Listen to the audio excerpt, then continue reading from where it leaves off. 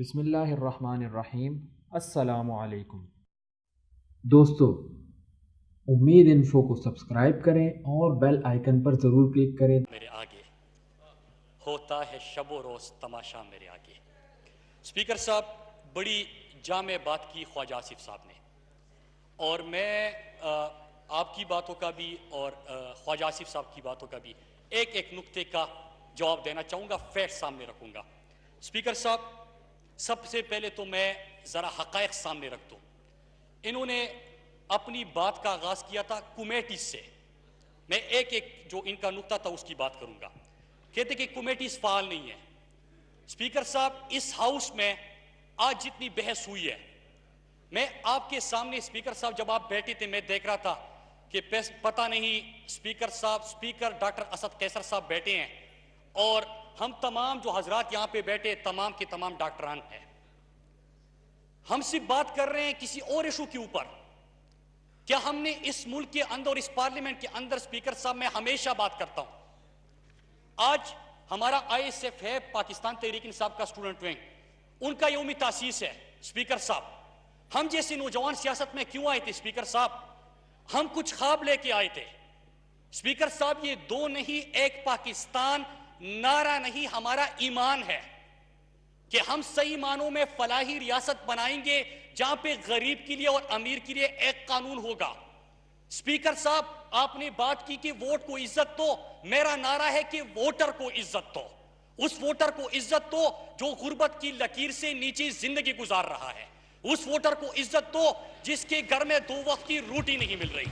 اس voter کو عزت دو، اس voter کو عزت دو جو بے روزگاری کے عالم میں خودکشی کرنے پہ مجبور ہوتا ہے۔ اس ووٹر کو عزت دو جو کہ تعلیم سے محروم ہے۔ اسپیکر صاحب، یہ ہمارا ایمان ہے اور اس کے لیے ہم سیاست پہ آئے تھے۔ اب میں آتا ہوں کہ جو تقریر کی گئی ایک ایک نقطے کا میں جواب دوں گا۔ پہلے کمیٹیز کی بات کی گئی۔ اسپیکر صاحب، پوری قوم دیکھ رہی ہے۔ میں ایک سوال کرتا ہوں کہ کمیٹیز فعال کب ہوگی؟ کہتے ہیں کہ اگر جب ہاؤس سیشن میں ہوتا ہے تو سمجھے کہ ایگزیبیشن ہو رہا ہے، لیکن جب کمیٹی سیشن میں ہوتی ہے تو سمجھو کہ صحیح سیریس بزنس چل رہا ہے۔ یہ دنیا کے اندر پارلیمنٹری ڈیموکریسی میں کنسپٹ ہے کہ جب آپ کی کمیٹیز کی میٹنگ ہوتی ہے تو اس کو اتنی سنجیدگی کے عالم سے دیکھا جاتا ہے کہ وہاں پہ لیجسلیشن ہوگی۔ لیکن اسپیکر صاحب، سب سے پہلے میں آپ کو اپنی کمیونیکیشن کمیٹی کی بات کروں۔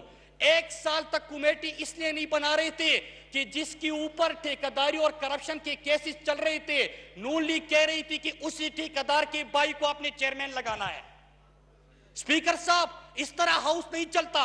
اگر ہیلتھ کے اندر جس کا پرائیویٹ میڈیکل کالج ہے اور آپ اس کے اوپر پروٹیسٹ کرے کہ جس کا پرائیویٹ میڈیکل کالج کا کیس چل رہا ہے، جب تک اس کا میڈیکل کالج رجسٹر نہیں ہوگا تو یہ کمیٹی نہیں چلے گی۔ اسپیکر صاحب، اس طرح ملک نہیں چلا کرتے۔ اسپیکر صاحب، اگر آپ کی کامرس منسٹری میں، آپ کی انڈسٹریز منسٹری میں ایک انڈسٹریلسٹ جو سینٹ میں بیٹھا ہو، جو اس ہاؤس میں بیٹھا ہو، وہ کہے کہ میں نے اس کمیٹی کی چیئرمین شپ لینی ہے اور اس کی پارٹی آ کے آپ کے سامنے پروٹیسٹ کرنا شروع کر دے اسپیکر صاحب کہ اسی کو چیئرمین لگانا ہے، تو اس طرح کمیٹی نہیں چلا کرتی۔ اور جب کمیٹی نہیں چلا کرتی تو لیجسلیشن نہیں ہوا کرتی۔ جب لیجسلیشن نہیں ہوا کرتا تو ہاؤس نہیں چلا کرتا۔ ہاؤس نہیں چلا کرتا تو ملک نہیں چلا کرتے، اور پھر اسی طرح ہم یہ تماشے دیکھتے رہتے اسپیکر صاحب۔ دوسری بات اسپیکر صاحب، یہ رہی کمیٹیز کے اوپر بات۔ دوسری بات انہوں نے کی کہ صحت کے اوپر سیاست نہ کرے۔ اسپیکر صاحب، اتفاق نہیں، 100% اتفاق کرتا ہوں میں کہ صحت کے اوپر سیاست نہ کرے۔ پرائم منسٹر صاحب کے اوپر انہوں نے غلط بات کی۔ میں خود میٹنگز میں بیٹھتا ہوں اسپیکر صاحب، کیبنٹ کے اندر بھی اور سپوکس پرسن میٹنگ کے اندر بھی۔ پرائم منسٹر صاحب نے اسٹریکٹلی سب کو کہا ہے کہ صحت کے حوالے سے آپ دعا کر سکتے ہیں، کوئی غلط بیان کسی نے نہیں دینا۔ سب کو پرائم منسٹر صاحب نے منع کیا ہوا ہے۔ میں اس ہاؤس میں ذمہ داری سے حلفاً یہ بیان دے رہا ہوں اور میں اس بیان کا ذمہ دار ہوں، لیکن کیا خواجہ آصف صاحب مجھے بتائیں گے کہ یہ کس طرح پرائم منسٹر صاحب کو کوٹ کر رہے ہیں؟ میں تو اللہ کو گواہ بنا کے یہ بیان دے رہا ہوں کہ وہاں پہ کیبنٹ کے اندر بھی، میٹنگز کے اندر بھی انہوں نے بات کی، لیکن یہ یہاں پہ آ کے کہہ رہے کہ صحت کے اوپر سیاست۔ میں پوچھتا ہوں، صحت کے اوپر سیاست کون کر رہا ہے؟ روزانہ ان کے ترجمان آ کے اسپیکر صاحب بیان دیتے ہیں. کیا نواز شریف کنویکٹڈ ہے تو کیا یہ ہم نے کہتے کہ انتقام کی آگ، کیا ہم نے ان کو سزا دی ہے؟ سپریم کورٹ کے 5 آنریبل ججز نے ان کو سزا دی ہے. 5 آنریبل، دو تین کیسز ان کے چل رہے تھے. عزیزہ کیس. پرائم منسٹر صاحب، اسپیکر صاحب اگر کہے تو مجھے وہ ایک ایک کیس جو ہے فنگر ٹپس پہ یاد ہے، میں یہاں پہ پورے کیسز بیان کر دوں گا. اسپیکر صاحب، 5 ججز نے ان کے خلاف فیصلہ دیا اور اس کی بنیاد پہ وہ کنویکٹڈ قرار پائے. اب اس کے بعد آپ مجھے بتائیں حکومت کیا کر سکتی ہے؟ حکومت تو یہ کہہ سکتی تھی کہ آپ ان کا نام ECL سے نکال دے، لیکن آپ محبت کی بات کرتے ہیں، آپ سیاست کی بات کرتے ہیں. میں آپ سے گزارش کرتا ہوں کہ آپ کو میاں صاحب کی جان پیاری ہے، ان کی صحت پیاری ہے، یا آپ کو مال پیارا ہے؟ اگر اتنی دولت کسی کے پاس ہو، ہیلتھ یا ویلتھ، میرے خیال سے ان کی صحت کے اوپر آپ توجہ دے دیں، جائیداد کے اوپر اتنا فوکس نہ کرے. لیکن اسپیکر صاحب، میں ایک سوال کرتے ہوئے بے شری پاکستانی، اتنا حق تو مجھے حاصل ہے کہ میں ایک سوال کروں. اسپیکر صاحب، یہاں پہ ہم بے حیثیت پارلیمنٹیرین، بڑے بڑے خاندان، بڑے بڑے پارٹی کے سربراہان، وہ تو آ کے آپ کے سامنے سوال کر سکتے ہیں، لیکن جو میرا غریب بیٹا ہوا ہے وہ کس کے سامنے جا کے فریاد کرے کہ 35 سال حکومت میں رہنے کے بعد آپ اپنے لیے ایک ایسا اسپتال نہیں بنا سکے جہاں پہ آپ کا اپنا علاج ہو، تو میرے مزدور کا کیا ہوگا؟ اسپیکر صاحب، اسپیکر صاحب، کیا میں جب دعا کرتا ہوں، میں نے آج تک ان کے صحت کے حوالے سے کبھی بیان نہیں دیا. میں نہ سیاست کرتا ہوں نہ میں منافقت کرتا ہوں. میرا ایک عقیدہ ہے، میرا ایک ایمان ہے، جو کیبنٹ کا ڈیسیجن ہے وہ کلیکٹیو ڈیسیجن ہے، میں اس کو اون کرتا ہوں. میں کہتا ہوں کہ جو آپ کو کہا ہے کہ آپ گارنٹی دے دے اور اس کو پھر جانے دے، لیکن میں ایک سوال تو کرتا ہوں جو میرا بلیف ہے. میں کہتا ہوں کہ 2 نہیں 1 پاکستان تھا. اسپیکر صاحب، وہ جو غریب، کیا آپ نے اس خاتون کی وہ ویڈیو فوٹیج نہیں دیکھی جو لاہور کے اسپتال میں ٹنڈے فرش پہ اس کو سٹریچر نہیں ملتا اور وہ ایڑیا رگڑ رگڑ کے ان کی جان چلی جاتی ہے؟ کیا آپ نے سندھ کے اندر وہ منظر نہیں دیکھا کہ کتے کے کاٹنے سے ایک بچہ اپنی ماں کے گود میں برک برک کے جان دے لیتا ہے؟ کیا وہ میرا پاکستانی نہیں تھا؟ اسپیکر صاحب، ہمیں رونا آتا ہے اپنے اس ہر پاکستانی پہ جس کو صحت کی سہولت میسر نہیں، جس کو تو یہاں پہ ڈسپلن کی گولی نصیب نہیں ہوتی، اور ہم یہاں پہ فریاد کرتے ہیں کہ ہمیں وہ سہولت حاصل نہیں ہے، وہ سہولت حاصل نہیں ہے. اسپیکر صاحب، اسپیکر صاحب، اسپیکر صاحب، اسپیکر صاحب، آپ تشریف رکھیں اسپیکر صاحب، پلیز.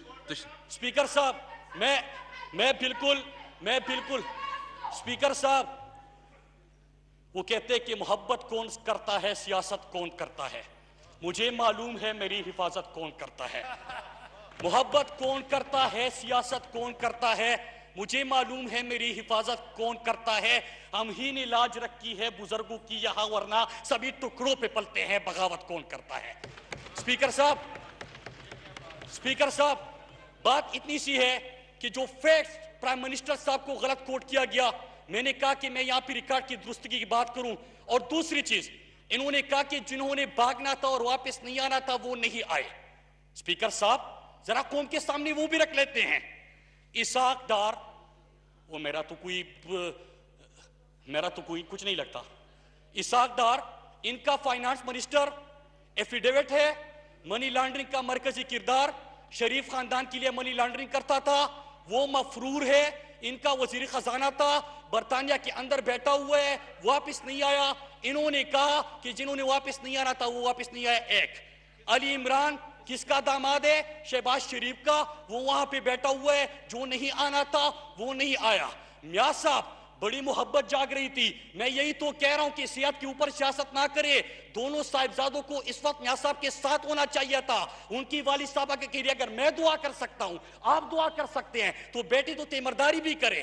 دونوں بیٹے مفرور اس وقت، حسن نواز ملک سے باہر، حسین نواز ملک سے باہر، اور شہباز شریف صاحب کا ایک صاحبزادہ وہ بھی ملک سے باہر. تو جو اسپیکر صاحب، جو ملک سے اس وقت باہر ہے، جو واپس نہیں آئے، جو خواجہ آصف صاحب نے باتیں کی، وہ تمام کے تمام بھی شریف خاندان کے سپوت ہیں. ان کے خاندان کے لوگ ہیں جو منی لانڈرنگ کے کردار تھے، جو ٹی ٹی کے کردار تھے, جو کرپشن کے کردار تھے, جو مے فیئر اپارٹمنٹ کے اولڈ اونرز تھے, جو ایون فیلڈ ہاؤسز کے اونرز تھے. تو سپیکر صاحب یہ سارے وہ کردار ہیں جو وہاں پہ بیٹھے ہوئے ہیں. میں آتا ہوں, ایک اور پوائنٹ انہوں نے اٹھایا. پلیز وائنڈ اپ کریں کہ میں نے ایک اور بھی تقریر دینی. سپیکر صاحب انہوں نے ایک اور پوائنٹ اٹھایا کہ بڑے بڑے عہدوں پہ بیٹھنے والوں کو چھوٹی چھوٹی باتیں نہیں کرنی چاہیے. اور جب پرائم منسٹر صاحب امریکہ تھے تو ہوتا ہے کہ بڑے بڑے عہدوں پہ بیٹھنے والوں کو چھوٹی چھوٹی باتیں نہیں کرنی چاہیے. اور جب پرائم منسٹر صاحب امریکہ تھے تو انہوں نے بیان دیا. پرائم منسٹر صاحب نے جب امریکہ میں بیان دیا تو بڑے جو 2-3 بیانات دیے تھے اس کا تو آپ نے حوالہ ہی نہیں دیا. ختم نبوت کے حوالے سے پرائم منسٹر صاحب نے بات کی. کاش ناموسی رسالت کا جو پرائم منسٹر کا بیان تھا, پوری دنیا کی ایوان ہے جس سے گونج اٹھی, اس کا آپ حوالہ دے دیتے. کشمیر کاس کو کہ جب کشمیر کی صدا اقوام متحدہ میں گونجی, جب کشمیر بنے گا پاکستان, جب کشمیر کے لیے ہم لڑیں گے, وہ صدائے گونجی, تو اس کا بھی آپ حوالہ دے دیتے. اور ایک اور چیز, مدینے کی ریاست کی وہاں پہ بات ہوئی, تو جب پرائم منسٹر صاحب نے مدینہ کی ریاست کی بات کی اسپیکر صاحب, تو وہاں پہ ایک قانون ہوتا ہے سب کے لیے. اور پرائم منسٹر صاحب نے اس کا عزم کیا تھا کہ میں جو جیل کے اندر سہولیات دی جاتی ہے, جیل کے اندر تو مجرم پائے جاتے ہیں اسپیکر صاحب, اس میں آپ کیسے تفریق کر سکتے ہیں؟ جیل میں تو سزائیں دی جا سکتی ہے. آپ کو یاد ہوگا حضرت محمد صلی اللہ علیہ وسلم نے فرمایا تھا کہ تم سے پہلے قومیں اس لیے برباد ہوئی کہ وہاں پہ طاقتور کے لیے ایک قانون اور کمزور کے لیے دوسرا قانون ہوتا تھا. تو یہاں پہ طاقتور کے لیے ایک قانون اور کمزور کے لیے دوسرا قانون نہیں ہوگا. اسپیکر صاحب یہ تو میں نے بات کی جو انہوں نے تقریر کی بات کی تھی. اب میں ایک اور چیز, انہوں نے اسپیکر صاحب میں ایک نقطے کا جواب اس لیے جانا چاہیے کہ ان کی باتیں تو چلی گئی ہے, میں نقطے سے نہیں ہٹوں گا, میں ان کی تقریر سے نہیں ہٹوں گا. انہوں نے صوبوں کی بات کی اور پرویز خٹک صاحب کا حوالہ دیا. کونسل آف کامن انٹرسٹ کی میٹنگ کل بھی آپ نے حوالہ دیا تھا. بالکل ہونی چاہیے. میں جب اپوزیشن میں تھا, میں سب سے پہلے میں بھی یہ بات اٹھاتا تھا اور میں کہتا ہوں, سمجھتا ہوں 153(4) میں ایک پوائنٹ میں نے اٹھایا تھا اسپیکر صاحب, ہماری گیس کی رائلٹی تھی. کیا یہ خواجہ آصف بتا سکتے ہیں کہ کیا ہمیں دی گئی تھی؟ بجلی کے حوالے سے خیبر پختونخوا 2200 میگا واٹ بجلی ہم پروڈیوس کرتے تھے اسپیکر صاحب. ہمارے ہاں 19 گھنٹے لوڈ شیڈنگ تھی. آپ کو یاد ہوگا اسپیکر صاحب, 19 گھنٹے لوڈ شیڈنگ تھی ان کے دور میں. میں اسی اسمبلی میں آواز اٹھاتا تھا اور یہ خواجہ آصف ہمارے اوپر الزام لگاتے تھے کہ خیبر پختونخوا اور سندھ کے اندر بجلی چوری ہوتی ہے. پروڈکشن سب سے زیادہ ہماری, سب سے سستی بجلی ہم پروڈیوس کرتے ہیں, لیکن ہمیں حق نہیں دیا گیا تھا. صوبوں کے ساتھ ظلم ہوا تھا, ظلم کرتے تھے. یہ غلط بیانی یہ بھی کی گئی. اسپیکر صاحب ایک اور چیز, ابھی پروڈکشن آرڈر کی بات ہوئی. اسپیکر صاحب یہ آپ کا مینڈیٹ ہے, آپ اپنے جس طرح کے ہاؤس کو چلا رہے ہیں. مجھے یاد ہے کہ ہم بھی اپوزیشن میں تھے, ہمیں تو پہلے مائک آن ہی نہیں ہوتا تھا. آپ کے یہاں تو روزانہ اپوزیشن کے 2 بولتے ہیں, حکومت کا 1 بولتا ہے. وہاں پہ تو ہمارا مائک کبھی آن ہی نہیں ہوتا تھا. تو آپ کا مینڈیٹ ہے, آپ اس کو بہتر سمجھتے ہیں. لیکن میں کنکلوڈ کرتے ہوئے ایک بات ضرور کہوں گا اسپیکر صاحب, آج بات ہوئی پروڈکشن آرڈرز کی, آج بات ہوئی زرداری صاحب کی صحت کی, آج بات ہوئی نواز شریف کی صحت کی, آج بات ہوئی کسی اور کی صحت کی اور پروڈکشن آرڈر کی. اسپیکر صاحب اس ہفتے پاکستان میں 3-4 چیزیں ہوئی ہے, کیا اس کے اوپر کسی نے بات کی؟ کار کے ایک آپ کو یاد ہوگا جو $1.2 بلین پاکستان کا نقصان ہوا تھا, تو پاکستان کا تنازعہ تھا. $1.2 بلین پاکستان کو جرمانہ ادا کرنا تھا. پرائم منسٹر عمران خان کی کوششوں سے اردگان سے بات کرنے کے بعد $1.2 ارب پاکستان کا بچا لیا گیا. اس کے اوپر کوئی بات نہیں ہوئی. اسپیکر صاحب دوسری بات, شازیہ مری صاحب نے کل قومی اسمبلی میں سوال کیا تھا فارن منسٹری سے کہ اس سال کتنے پاکستانی جو ہے وہ جیلوں سے رہا ہوئے. 4687 پاکستانی ایک سال کے اندر بیرون ملک جیل میں جو تھے وہ رہا ہو گئے. اسپیکر صاحب سنیے گا, ایک ہفتے کا میں آپ کو بتا رہا ہوں, جو خبر یہ جو بات کر رہے ہیں کہ پروڈکشن آرڈر کوئی اور چیز, اصل چیز ہے پاکستان یہ ہے 4687 بیرون ملک پاکستانی جو جیلوں میں سڑ رہے تھے, ان کا کوئی پوچھنے والا نہیں تھا. عمران خان کی کوششوں سے 1587 صرف سعودی عرب سے ایک حکم کے اوپر رہا ہوئے, 4687 پاکستانی جیل سے رہا ہوئے. کار کے اسکینڈل میں $1.2 بلین آپ کا وہ ہو گیا. اور میں آپ کو ایک اور خوشخبری بھی سناتا ہوں کہ ریکوڈیک کا جو $6 بلین تھا, $6 بلین جو پاکستان کو نقصان پہنچنے جا رہا تھا, انشاءاللہ اس کی بھی جلد خوشخبری آ رہی ہے, اور پاکستان کو $6 بلین وہ نقصان جو ہونے والا تھا وہ بھی پاکستان کا بچ جائے گا. اسپیکر صاحب 3-4 چیزیں اور بھی ہیں. سٹاک ایکسچینج پچھلے 4 سالوں میں تو اس ہفتے اور اکتوبر کا مہینہ سٹاک ایکسچینج میں سب سے زیادہ تیزی دیکھنے کو ملی, اور دنیا کے اندر اگر آپ سٹاک ایکسچینج دیکھیں تو اس ہفتے میں سب سے زیادہ اور پہلے نمبر تک جو پاکستان کا جو پچھلا دور گزرا تھا اس میں پہلے نمبر پہ پہنچ گیا. اسپیکر صاحب ایک اور چیز, as of doing business, Pakistan 28 درجے ترقی کر گیا اور پہلے 10 پوزیشن پہ آ گیا. اسپیکر صاحب وہ بھی ہو گیا. اسپیکر صاحب سنیے گا, میں آپ کو ایک ہفتے کی خوشخبریاں سناتا ہوں کہ پاکستان کدھر جا رہا ہے. سر پاکستان بدل رہا ہے, اس کے اوپر بات کریں. اسپیکر صاحب 28 درجے ترقی کرنے کے بعد ایز آف ڈوئنگ بزنس میں پہلے 10 نمبر پہ پاکستان آ گیا. پھر ایک اور چیز سنیے گا, سب سے بڑا ہمارا مسئلہ کیا تھا؟ ہمارا ٹریڈ ڈیفیسٹ تھا. ہمارا ٹریڈ ڈیفیسٹ تھا. آئی ایم ایف کی رپورٹ آ گئی, ورلڈ بینک کی رپورٹ آ گئی, ایکسپورٹ آپ کے بڑھ گئے, امپورٹ ہم نے کم کر دیے, آپ کا جو ٹریڈ ڈیفیسٹ تھا وہ ختم ہونے لگا, پاکستان کی اکانومی مضبوط ہونے لگی. اسپیکر صاحب اس سے کیا ہوگا؟ اس سے کیا میں آپ کو بتاؤں. اسپیکر صاحب معیشت استحکام کی طرف, ملک کا امیج دنیا میں بہتر ہونے لگا. امانتدار اور دیانتدار قیادت آپ کی ہے, آپ کا کامیاب جوان شروع ہو گیا, احساس شروع ہو گیا. ایک کام کرے اسپیکر صاحب, اپوزیشن کو بھی کہتا ہوں, احساس پروگرام صرف ہمارا نہیں ہے, 192 ارب کا ہے. اس میں ہر تحصیل, چاہے آپ اپوزیشن میں ہو یا گورنمنٹ میں ہو, آپ کے ہر تحصیل کے اوپر ایک کفالت سینٹر بنے گا. اس میں سنیے, آپ کی فائدے کی بات ہے, آپ بیوہ خواتین, اسپیشل چلڈرن, آپ کے معذور افراد, آپ کے بزرگ شہری, آپ کے علاج سے محروم لوگ, تمام لوگوں کے لیے کفالت سینٹر کا قیام ہوگا. اس کو آن کیجئے, اپنے حلقوں کے مسئلے دور کیجئے, پاکستان کی ترقی میں ساتھ دیجئے اور آگے بڑھیے.